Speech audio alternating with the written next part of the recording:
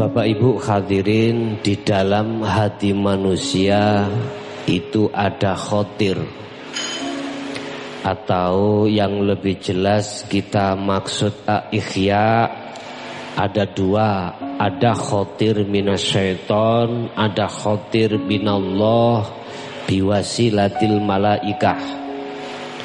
Kalau bahasa hikam mengatakan warid, ada warid minasyaiton, ada warid minallah. Ono krentek karep sangka setan, ono karep krentek sangka Gusti Allah. Wis sampean njaluk sing luwih mudah teko ndi? Teko Jawa. Ya wis, kabeh tak jelaski. Di dalam hati manusia ada dua kehendak, dikelompokkan menjadi dua kehendak yang berbagai macam kehendak. Kehendak pertama ini datangnya dari nafsu. Iku kalau karep-karepe nafsu iku tandanya bagaimana? Yang kedua, kehendak karep kalau karepe Allah itu tandanya yang bagaimana? Wis. Kabeh tak simpulne bali menyang atimu. Terlepas dari macam-macam karep, manakala karep di dalam hatimu, terus hatimu iku duduk di takholli, karep apapun itu minasyaiton. Iki bahasa proses lho Pak ya, bahasa proses. Kuwi ndek karep salat, bagus toh? Kuwi ndek karep maksiat, elek toh? Ya. Dua kehendak karep ini akan jadi kategori itu karep dari nafsu, manakala di dalam hatimu duduk di takholli. Apa duduk di takholli? Di mana hatimu masih melihat makhluk. Dirimu sendiri juga makhluk. Walaupunlah Anda sholat yang dikatakan baik, tetap di situ disimpulno menjadi karepe nafsu. Pandang sudut hakikat lho Pak ya, bukan syariat, bukan. Imam Ghazali mengatakan hal itu warid, apa jenenge napa mangkok nek hikame warid. Apa mau? Khotir. Hal yang seperti itu dikatakan nafsu. Cuman di dalam ikhya di situ tidak dijabarkan seperti apa yang saya katakan. Mandangi mek ngeten. Pandangan syariat kalau apik sangka Allah, kalau elek sangka setan. Diterjemahno munggah titik. Ketika saat kau berkehendak seperti itu, terus hatimu duduk di takholli, maka sucikanlah. Ora dijabarne sucikanlah iku harus berbuat tajalli ngene mboten. Sucikanlah dengan tafakur Anda, maka akan ketemu maksudnya adalah tajalli.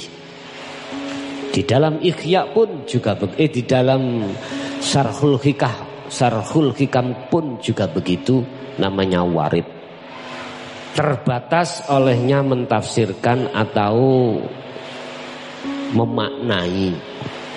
Kesempurnaan itu akan berlaku dan datang manakala hatimu mau bertafakur di situ. Yang kesimpulannya di situ sampai tuntas. Kalau hatimu itu masih mandang makhluknya itu masih kebuku, warid utawa khotir minasyaiton, pandangan hakikat. Sekalipun kau niki berangkat maksiat, sebab dalam satu keterangan, manakala Allah menetapkan satu ketetapan takdir pada dirimu ya ahli syuhud al-arifun fana'uhu binafsih, pasti dalam hatimu hei orang-orang yang arif, orang arifun adalah orang yang ma'rifat melihat Allah, itu tidak memandang dirinya yang berperan, sudah fana. Lah ini termasuk minallah. Paham ya? Jadi tengere mek ngeten tok. Hatimu itu duduk di mana, takholli apa ditajalli?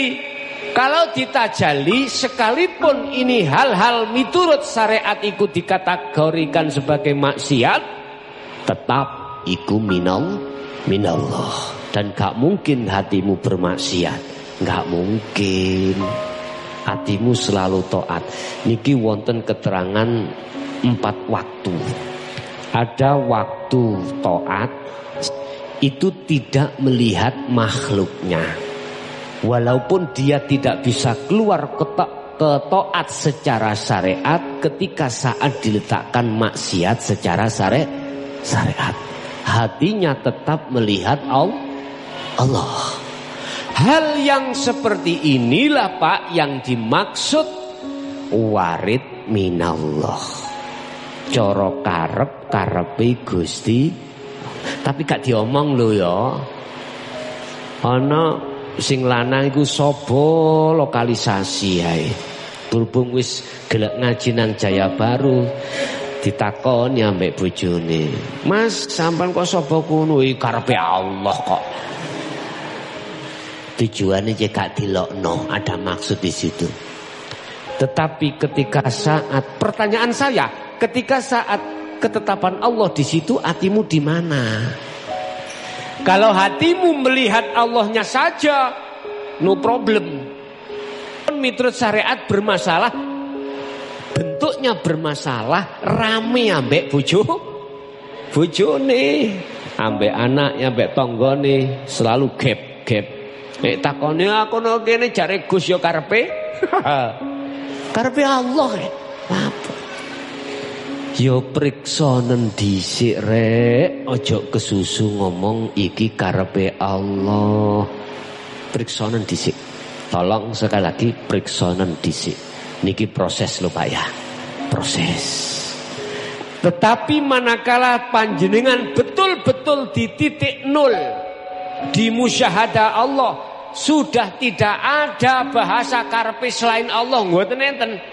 Nafsu setan wis tidak ada. Dadi wongkul sitok karepe Allah. Ya gak ono elek Pak, gak ono apik, semuanya jaiznya Allah. Ngoten. Nah, sekarang timbul pertanyaannya, ketika kita bicara itu terhadap istri, terhadap anak, terhadap siapapun, memang posisi hati iku makrifat Allah apa ndak? Nek boten, kok kita berani mengatakan itu kabeh karepe Allah, mesti ada maksud supaya cekak dilokno. Wow, lah wis ngene iki sampean maknani dhewe bahasa ngeten iki. Nggih. Saged dipaham nggih? Nggih. Nggih, iku bedanya, iki memang betul dari Allah, apakah tidak? Kembali kepada hati kita, apakah duduk di takholli, apakah duduk di tajalli.